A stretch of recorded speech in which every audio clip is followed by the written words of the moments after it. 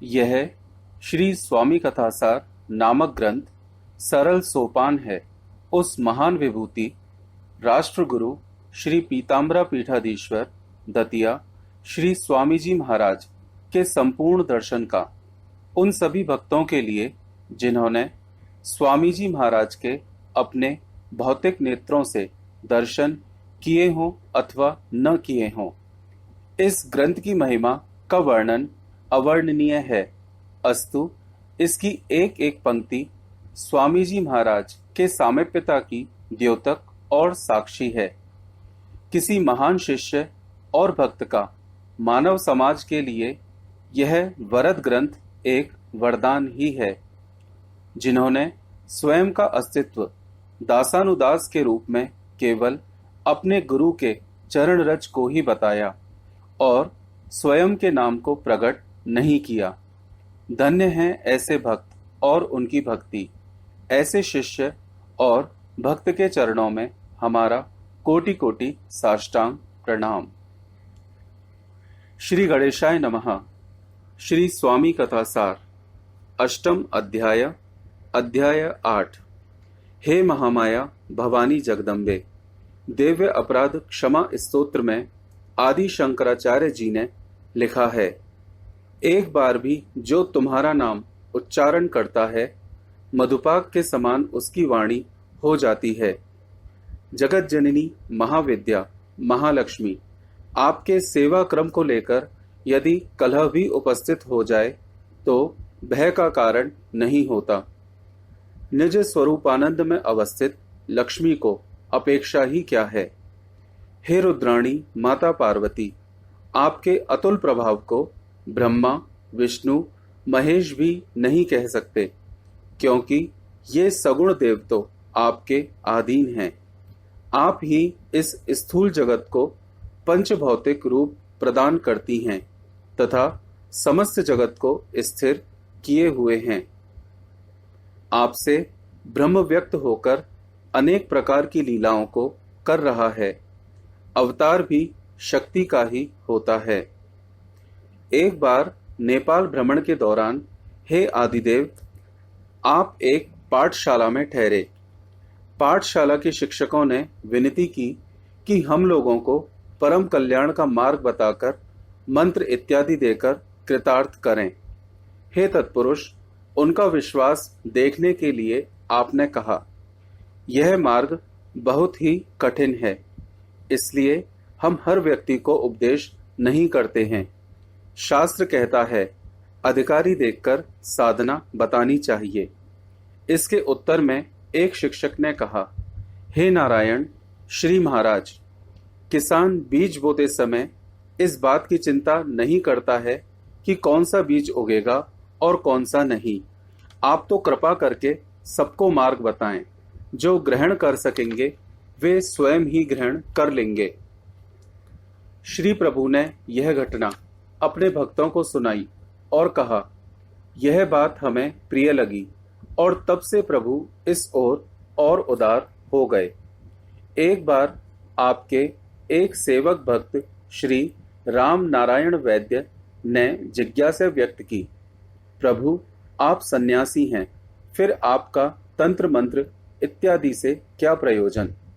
श्री प्रभु ने उत्तर दिया, तुम ठीक कह रहे हो, सन्यास से इसका कोई संबंध नहीं है, किंतु स्वयं जगत माता की प्रेरणा एवं आज्ञा से मुझे यह कार्य करना पड़ा।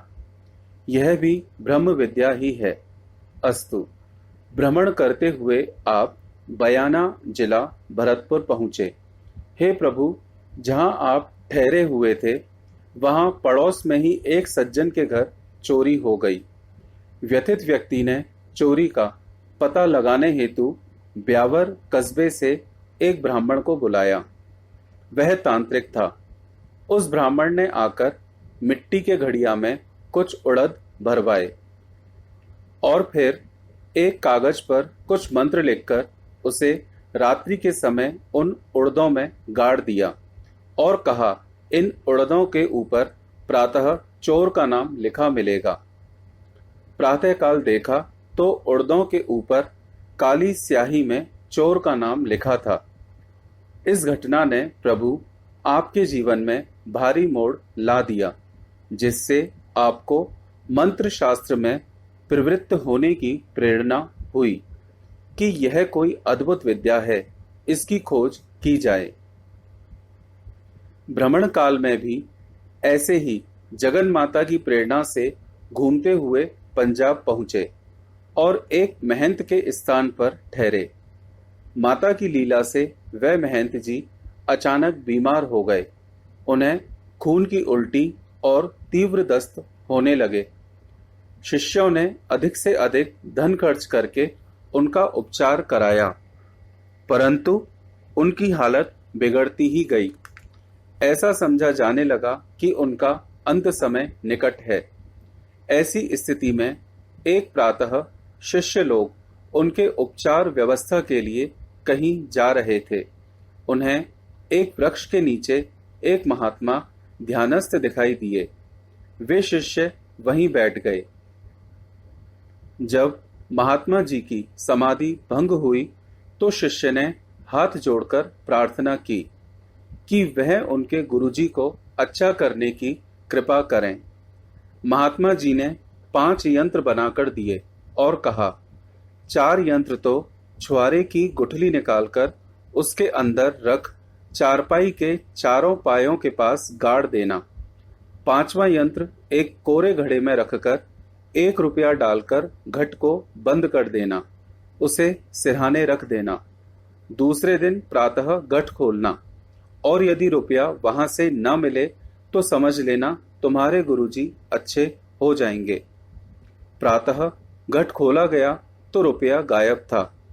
गुरुजी जो मरणावस्था में थे उसी समय वह उठकर बैठ गए तथा खाने को मांगने लगे एवं शीघ्र ही स्वस्थ हो गए। हे ईशान, इस घटना ने भी आपके जीवन में बड़ा मोड़ ला दिया। नेपाल में पशुपतिनाथ मंदिर के पीछे शमशान घाट पर श्री प्रभु का संपर्क अघोर साधना के अभ्यास में रत एक बाल संत से हुआ। हे वामदेव, आपने उसे समझाया कि उसका मार्ग कल्याण का मार्ग नहीं है, वह तो सिद्धियां प्राप्त करने का मार्ग है। हे योगेश्वर महायोगी, आपने कहा मुक्ति योग की वस्तु है, बिना भोग से परांगमुख दूर हुए नहीं प्राप्त होती है। भोग की बातों से उसका क्या संबंध, वरन इससे तो योग का विरोध है। सिद्धियों से ईश्वर की प्राप्ति नहीं होती है, बाधा हो सकती है। इनका उपयोग अधिकारी पुरुष ही कर सकता है। हे नीलकंठ, वह अघोर संत आपसे पूर्ण संतुष्ट हुआ तथा उसने शमशान के बहिर्याग साधन को त्याग दिया और सात्विकाचार वाले अंतर्याग की साधना करने लगा। आगे चलकर वह नेपाल का एक उच्च कोटि का संत बना। इस प्रकार जो साधक जिस साधन प्रणाली का अधिकारी था उसे उसी मार्ग द्वारा आत्मकल्याण, शांति और अभीष्ट प्राप्त कराया। एक बार भ्रमण करते हुए आप मथुरा जाकर ठहरे। जब श्री प्रभु मथुरा पहुंचे वहां बड़ी तेज ठंड थी। वहां के पंडों ने देखा कि यहाँ मोटा ताजा एक पंडा और आ गया है। वे सोचने लगे कि हमारी जो आर्थिक वृत्ति है उसमें यह हाथ बटाएगा, इसको जरूर ही यहाँ से भगा देना चाहिए। उन लोगों को क्या पता कि शाहों का शाह स्वयं कृष्ण ही द्वापर युग के बाद दोबारा से अपनी नगरी देखने आया है। पंडों के ऐसा सोचने में भी उनकी कोई गलती नहीं थी, क्योंकि सर्वसुचि श्री महाराज ने कंबल ओढ़ रखा था। शरीर से भी हष्ट पुष्ट थे, जैसे कि पंडे लोग होते हैं। हे अवधूत, आप उसी कंबल को ओढ़ लेते थे, उसी को बिछा लेते थे। इस कंबल के अलावा केवल एक लंगोटी थी जो पहन रखी थी। उनमें से एक पंडा आया और बोला, अरे तू इतना मोटा ताजा हट्टा कट्टा मुस्टंडा है, मेरे बच्चे दुबले पतले सर्दी में मर रहे हैं, तू कंबल का क्या करेगा। ऐसा कहकर उसने वह कंबल छीना और भाग गया। धर्म सर्वस्व जगदीश्वर, आपके ऐश्वर्य का वर्णन नहीं किया जा सकता। शमशान में रहकर, भभूत लगाकर, सर्पों की माला पहनकर रहने वाले भूतेश्वर के ऐश्वर्य का बखान कौन कर सकता है। इस घटना के कुछ वर्षों बाद हे योगेश्वर, एक बार आप पुनः निज धाम मथुरा में कृष्ण जन्मभूमि स्थान पर पधारे, जो विदेशियों के राज्य के समय तोड़ी जा चुकी थी और उस पर मस्जिद का निर्माण हो चुका था। जब आप उस स्थान पर पधारे तो वहां पर हर्ष छा गया। लोग आपस में बातचीत करने लगे। देखो, लगता है कि भगवान स्वयं आज पधारे हैं। अब इस जगह का उद्धार होने में कोई संदेह नहीं रह गया। एक अवकाश प्राप्त जज जो वहां निःशुल्क धार्मिक सेवा में लगा हुआ था, उसके हर्ष का पारावार नहीं रहा। सब लोग हर्षोल्लास में दौड़ भाग करने लगे। वह जज बहुत लोगों के साथ आपको भक्त मंडली सहित तहखाने में ले गया। वहां उसने सब लोगों को वह सिंहासन दिखाया जिस पर हे सर्वज्ञ आप देवकी नंदन के स्वरूप में बैठे थे। सिंह के समान स्वयं चलकर आपने सारे स्थान का निरीक्षण किया। सब लोग एक स्वर में स्तुति करने लगे। आज यह धराधाम पवित्र हो गया है। हम सब प्राणी कलयुग की भयानक आग में जल रहे हैं। हे नारायण गोविंद, द्वापर में आपने पापों की महाअनल को बुझाया था।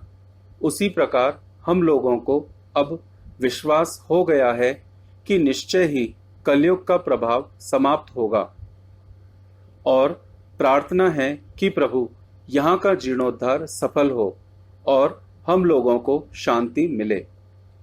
भक्तों की प्रार्थना सुनकर आशीर्वाद दिया कि इस निर्माण कार्य में आपकी सफलता होगी और जज साहब के कार्य की प्रशंसा की।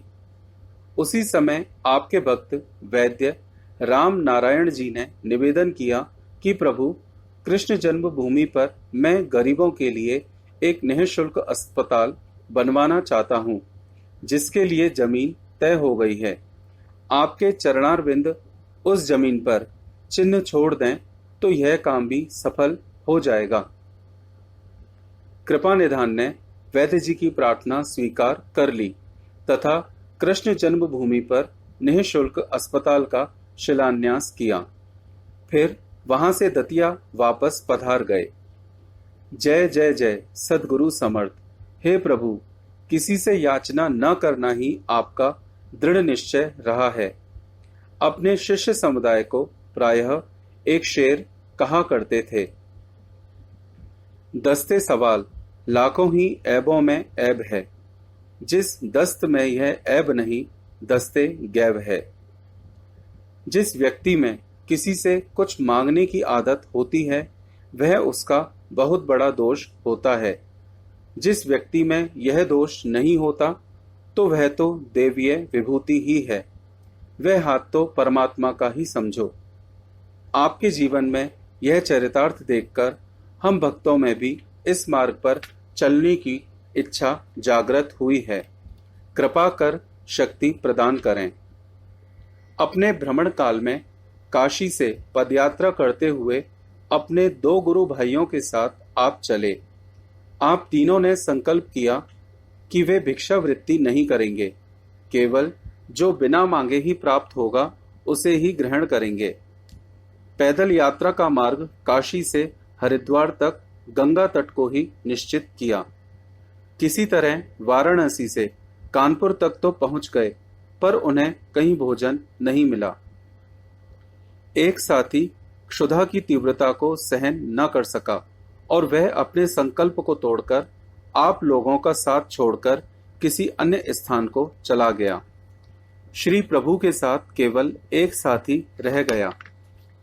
15 दिन की यात्रा के पश्चात आपका दूसरा साथी भी इधर उधर उदर पूर्ति के लिए ताक झांक करने लगा। अंतर्यामी महाराज इस बात को समझ गए और उससे कहा, कोई भी काम सहसा नहीं करना चाहिए। जब तुमने संकल्प किया है तो पूर्ण आस्था के साथ उसको पूरा करो, अन्यथा शमशान वैराग्य लेकर घूमने से साधुओं का अपमान होता है। इससे तो अच्छा था कि घर रहकर ही अपने माता पिता की सेवा करते। किंतु वह साधक यह सीख न मानकर अन्य स्थान को चला गया। अब हे अनामी, आप पदयात्री के रूप में अकेले रह गए। 1 माह की यात्रा पूरी कर हरिद्वार पहुंच गए और गंगाजल पीकर ही क्षुधा को शांत करते रहे। शरीर का धर्म प्रकृति के अनुसार चलता है, इसलिए थकान और भूख की तीव्रता आपको भी अनुभव हो रही थी। जंगल में गंगा के किनारे बैठकर जल तरंगों को देखने लगे और गंगा की स्तुति करने लगे। सहसा किसी स्त्री की आवाज सुनाई दी। पीछे मुड़कर देखा तो एक बुढ़िया एक कटोरे में कुछ लिए हुए खड़ी थी। वह कहने लगी, बेटा, तुम बहुत दिनों से भूखे मालूम होते हो। मैं तुम्हारे लिए खीर लाई हूं, लो इसे खा लो। वृद्धा की बात सुनकर प्रेमाश्रु टपकाते हुए आपने खीर का कटोरा अपने हाथ में ले लिया। खीर मेवा युक्त अनुपम स्वादों वाली थी। खीर को खाते ही आपकी थकान और भूख शांत हो गई। श्री प्रभु ने कटोरे को गंगा जल से साफ कर वापस करने के लिए पीछे की ओर देखा तो वह दयालु बुढ़िया दूर जाती दिखाई दी। आपने जोर से आवाज देकर उससे कटोरा वापस लेने के लिए कहा तो बुढ़िया ने कटोरे को भी अपने पास ही रखने के लिए कहा और अंतर्ध्यान हो गई। वह कटोरा आपने पुनः गंगा जी में ही यह कहते हुए प्रवाहित कर दिया कि माँ, मैं तो सन्यासी हूँ, यह कटोरा तुमने ही दिया था और अब तुझे ही अर्पित है। हे धीर पुरुषोत्तम, आपने भक्तों और सेवकों को उपदेश दिया, सहन शक्ति को बढ़ाना चाहिए। इसी से विवेक और सद्विचारों की स्वतंत्रता प्राप्त होती है। पराधीन ज्ञान का विचार रखना भी एक प्रकार की गुलामी है, जो आलसी मनुष्यों को झट पकड़ लेती है। इस सहन शक्ति के प्राप्त होने पर शत्रुओं की शक्ति पराभूत हो जाती है। यह ऐसा शस्त्र है जो मनुष्य को सफलता के निकट पहुंचाता है। जो व्यक्ति पूर्ण रूप से भगवती के आश्रित रहता है, उसके दोनों लोकों का भार माई स्वयं वहन करती है। स्वामी और भगवती एक ही तत्व के दो नाम हैं। अनेक भक्त, सेवक और शिष्य श्री सद्गुरु के मुखारविंद से निःसृत होने वाली पीयूष वाणी को बड़े दत्तचित्त होकर सुन रहे थे। आपके चरणार बिंदों में बैठकर उन्होंने सुना और कथा समाप्त होने पर उठकर चले गए। तब वहां पर उपस्थित भक्त प्रकाश मोहन जुत्सी को हाथ के संकेत से अपने अत्यंत निकट बुलाया और हे मर्यादा पुरुषोत्तम सत्यनारायण, आपने कहा, एक समय यहाँ दतिया में कई दिनों तक वे भोजन भिक्षा उपलब्ध न होने से निराहार अवस्था में रहे। अयाचक वृत्ति वाले महान सन्यासी होने के कारण इस विषय में किसी को भी कोई संकेत नहीं किया, किंतु अर्धरात्रि के लगभग एक बुढ़िया लाठी का सहारा लेकर चलती हुई आई। बुढ़िया ने आपके पास आकर कहा, बाबा, तुम भूखे मालूम देते हो, इसलिए तुम्हारे लिए खीर लाई हूं, लो खा लो। यह कहते हुए उस बुढ़िया ने खीर से भरा एक कटोरा श्री स्वामी जी महाराज के हाथ में ठीक उसी प्रकार दिया जैसा कि पहले भी एक बार हरिद्वार के मार्ग में गंगा माई ने दिया था। कटोरा देकर वह बुढ़िया चली गई। आगे श्री महाराज कहने लगे, प्रकाश जी, साक्षात अन्नपूर्णा माई आई थी जो कटोरे को भी छोड़ गई। वहीं उस तख्त पर जिस पर प्रभु शयन विश्राम करते थे के ऊपर दीवाल में बने आले में रखे हुए एक कटोरे की ओर संकेत करते हुए कहने लगे, यह वही कटोरा है। प्रभु के जीवन काल तक वह कटोरा आश्रम पर संभालकर रखा रहा, परंतु उनके महानिर्वाण के पश्चात कटोरा भी स्वतः ही अदृश्य हो गया। सबको भोजन देने वाली तो अन्नपूर्णा माई ही है।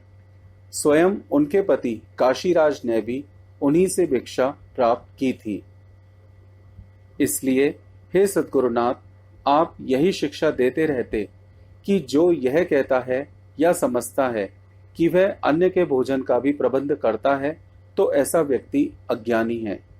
हे प्रभु, आप पापी से भी पापी को सन्मार्ग पर लगाने वाले हैं और अपने भक्तों को सदैव बड़े चमत्कार पूर्ण ढंग से कुमार्ग की ओर जाने से रोकते रहते हैं, उनकी रक्षा करते हैं। एक दिन उत्तर प्रदेश के जनपद आगरा के अंतर्गत स्थान रायभा के निवासी अभियंता बदन सिंह ठाकुर ने प्रारंभ में श्री स्वामी पाद की कृपा प्राप्त कर साधना आरंभ ही की थी और निरंतर श्री सद्गुरु देव के सानिध्य में ही रहकर वेगवती सफलता प्राप्त कर रहे थे। बड़ी बड़ी अनुभूतियां श्री गुरु कृपा से हो रही थी। साधना के वैदिक आचार और समय आचार श्री पीताम्बरा पीठ की परंपरा के मान्य आचार हैं। शाक्त साधना के अन्य आचारों के विषय में बदन सिंह को अभी कोई ज्ञान प्राप्त नहीं हुआ था और जब साधना ही उसका प्रमुख विषय था। एक पंडित जी ने बदन सिंह से कहा, भाई ठाकुर साहब, यदि आप साधना में शीघ्र उन्नति करना चाहते हैं तो हम आपको एक युक्ति बता सकते हैं जिससे आपको बहुत लाभ होगा और आपकी कुंडलिनी जागृत हो जाएगी। साधना की सफलता कुंडलिनी जागरण पर ही है।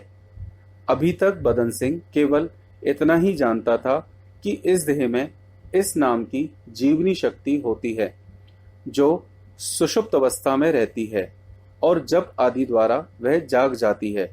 उसके बाद ही लक्ष्य प्राप्ति का मार्ग प्रशस्त होता है। पंडित जी के इस भाषण को सुनकर उनसे पूछा कि क्या युक्ति है। अपने को योगेश्वर समझने वाले वे ब्राह्मण बोले कि सुरा सेवन के बिना किसी की कुंडलिनी जागृत नहीं होती।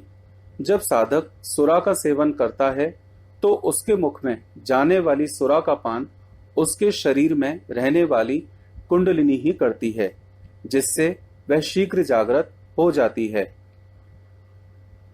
वैसे भी सुरा का प्रयोग करने के बाद जप करने में बड़ा मन लगता है। उन ब्राह्मण के इस प्रकार बताने पर बदन सिंह ने कहा, ना तो मैं सुरा का सेवन करता ही हूं और ना श्री स्वामी जी महाराज ने इसके लिए मुझसे कहा ही है। पंडित जी कहने लगे, श्री स्वामी जी ने इसके लिए ब्राह्मण होते हुए भी मुझको आज्ञा की है। सुरा सेवन से मुझे बहुत लाभ हुआ है। इन सब बातों को सुनकर बदन सिंह के भोले हृदय में सुरा के प्रति आकर्षण बढ़ रहा था। उसने पंडित जी से युक्ति बताने के लिए कहा तो वे ब्राह्मण उत्तर देने लगे, युक्ति तो सुरा सेवन ही है, लेकिन प्रश्न है गुरु से आज्ञा मिलने का, जिसके लिए तुम्हें गुरुदेव से निवेदन कर आज्ञा लेनी होगी। निःसंदेह आज्ञा मिल जाएगी, लेकिन उनके सामने एक झूठे स्वप्न का बहाना करके अभिनय करना होगा। झूठे स्वप्न की बात सुनकर बदन सिंह सन्न रह गया और गुरुजी से झूठ बोलने को तैयार नहीं हुआ। तब वे ब्राह्मण आगे कहने लगे कि आत्मकल्याण के लिए बोले गए झूठ से पाप नहीं लगता। इसके लिए तो बड़े बड़े ऋषि मुनियों ने भी झूठ बोला है। बदन सिंह का हृदय लालचपूर्ण होकर उस ब्राह्मण के शब्द जाल में फंस गया और उस नरक मार्गीय परामर्श को अत्यंत मधुर समझने लगा। इसलिए वह झूठ भी बोलने को राजी हो गया। तब वे ब्राह्मण आगे कहने लगे, भाई बदन सिंह, आप श्री स्वामी जी के पास एकांत देखकर जाना और प्रणाम कर कहना कि हे प्रभु, मैंने एक विचित्र स्वप्न देखा है और मेरा अंतर्मन कह रहा है कि मैं आपसे निवेदन करूं कि आप स्वप्न में मुझसे कह रहे हैं कि ठाकुर, तुम सुरा का सेवन करके जाप किया करो। अतः बदन सिंह ने मन भावन श्री प्रभु से एक दिन मौका पाकर ब्राह्मण के ही शब्दों में अक्षरशः प्रार्थना कर दी। अंतर्यामी महामानव श्री स्वामी जी ने अपने शिष्य के अज्ञानता भरे लालच को जानकर कहा, हमारी परंपरा में तो यह बात है नहीं और हम किसी को ऐसा नहीं बतलाते। शायद तुम्हारे परिवार की परंपरा रही होगी और उसी का यह प्रभाव है।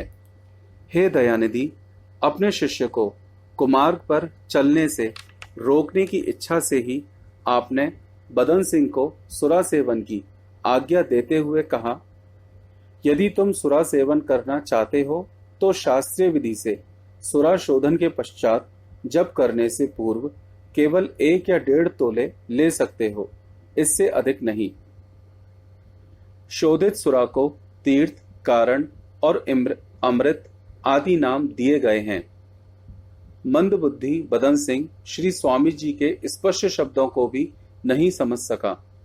उन्होंने, यदि तुम सुरा सेवन करना चाहते हो तो, ऐसा कहकर अपनी आज्ञा प्रकट नहीं कर सब बात उसी के ऊपर डाल दी। इसके उपरांत बदन सिंह साधकावास गया, जहां वह ब्राह्मण भी बैठा उसकी बाट देख रहा था।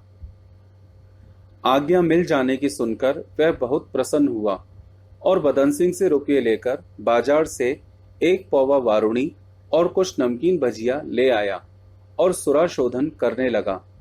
उधर अपने गुरुदेव से झूठ बोलने का पाप लगातार बदन सिंह के हृदय को दुखी करने लगा। ढोंगी ब्राह्मण ने सुरा का शोधन संपन्न किया और सेवन के लिए 2 पात्रों में कारण उड़ेलने के लिए तैयारी करने लगा। तभी एकाएक भोले अनजान शिष्य के हृदय में उसको कुमार्ग की ओर जाने से हटाकर सन्मार्ग पर लगाने के लिए, हे प्रभु, आप विराजमान हुए। उसके विचारों में परिवर्तन होकर वह झूठ बोलने का प्रायश्चित करने को उद्यत हुआ।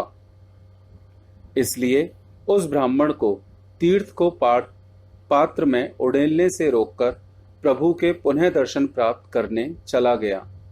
श्री स्वामी जी अंदर बगिया में विराजे थे। बदन सिंह श्री गुरुदेव को प्रणाम कर कहने लगा, दास कुछ निवेदन करना चाहता है। उसका निवेदन सुनने से पूर्व ही श्री महाराज ऐसे बोलने लगे मानो वह बात कहने को वे बदन सिंह का इंतजार ही कर रहे थे। ठाकुर, यहाँ के ब्राह्मणों के मायावी प्रपंच और छल कपट भरी बातों में न पड़कर अपनी साधना में ही समय लगाना चाहिए। यहाँ मेरे पास आने वालों को केवल मुझसे ही संबंध रखना चाहिए, भटकना नहीं चाहिए। हाँ, अब अपनी बात कहो। श्री सद्गुरु के करुणापूरित नेत्रों की ओर झांककर बदन सिंह फूट फूट कर रोने लगा और श्री चरणों में निवेदन करने लगा, प्रभु, आपकी कृपा का वर्णन नहीं किया जा सकता। आपके द्वारा मार्गदर्शक शब्द कहे जाने के पश्चात मेरे पास क्षमा याचना करने के अतिरिक्त कहने को कुछ भी नहीं बचा। हे करुणा निधान, मैं अमुक ब्राह्मण की कपटपूर्ण बातें सुनकर दिग्भ्रमित हो गया था और कुंडलिनी भगवती का नाम सुनकर लालच में पड़ गया था। स्वार्थवश अपने स्वामी से झूठ बोला। मैंने कोई स्वप्न नहीं देखा था और न मेरा अंतःकरण उस कारण को ग्रहण ही कर सकता है। मेरा व्यवहार अत्यंत निंदनीय रहा। मुझे अपने आप पर बड़ी ग्लानि हो रही है। मैं क्षमा चाहता हूँ। मुझ महापापी को क्षमा करें। हे मुनिश्रेष्ठ, अपने शिष्य का आत्मसमर्पण सुनकर आपने कहा, बस प्रायश्चित हो गया। आगे के लिए ऐसे प्रपंचकारियों से तुम्हें सावधान रहना चाहिए। श्री चरणों से बदन सिंह ने क्षमादान प्राप्त कर सोचा, धिक्कार है मेरे जीवन पर। मैंने अपने दया सिंधु और पूज्य गुरुदेव से झूठ बोला। मैं अपराधी हूँ और मेरे गुरुदेव के अतिरिक्त कोई भी मुझे क्षमा नहीं कर सकता था।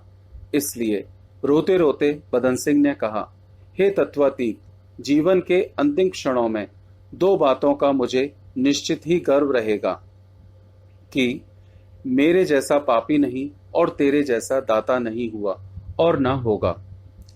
प्रभु, योग की समस्त सिद्धियां आपके सन्मुख हाथ जोड़े खड़ी रहती हैं।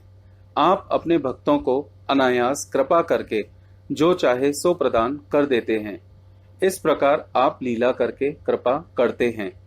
क्योंकि कृपा करना आपका स्वभाव है। जैसी कृपा आपने नागपुर के DS कोठारी पर की, श्री कोठारी जी अपने मन की कुछ व्यक्तिगत बातें श्री प्रभु से करना चाहते थे।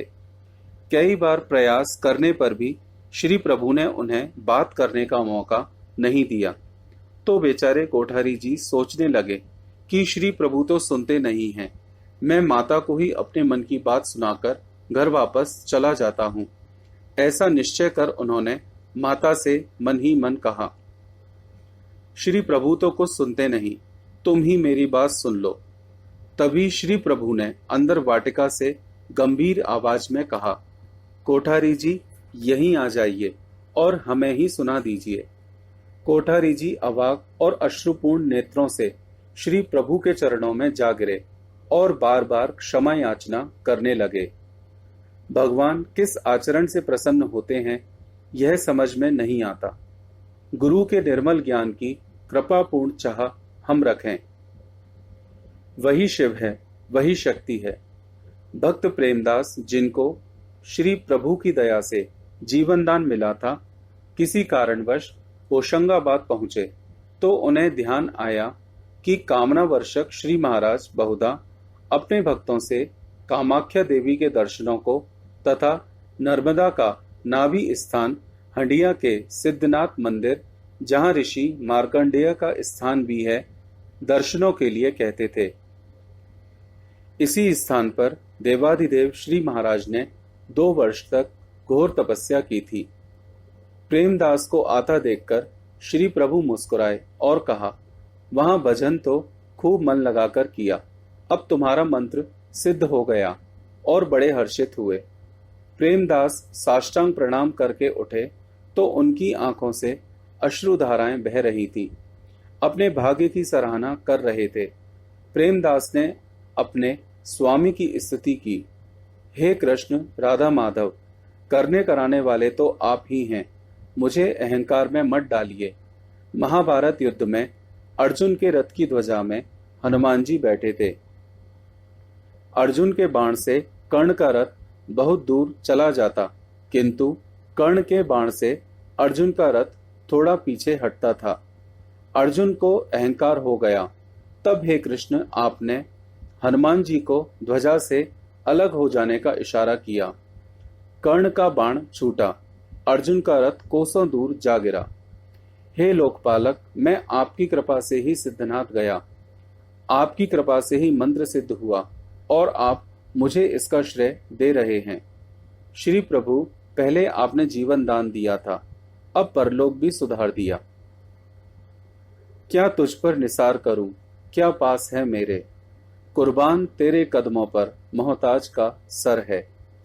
हे अनंत कोटि ब्रह्मांड नायक श्री सद्गुरु समर्थ, आपकी करुणा व दया का जिसने अनुभव किया उसके लिए सब कुछ गूंगे का गुड़ जैसा ही है। हे शक्तिमान अविनाशी, चीनी हमले से उत्पन्न राष्ट्र संकट के समय आपकी आज्ञा से माता बगलामुखी एवं भगवती धूमावती का आह्वान किया गया था।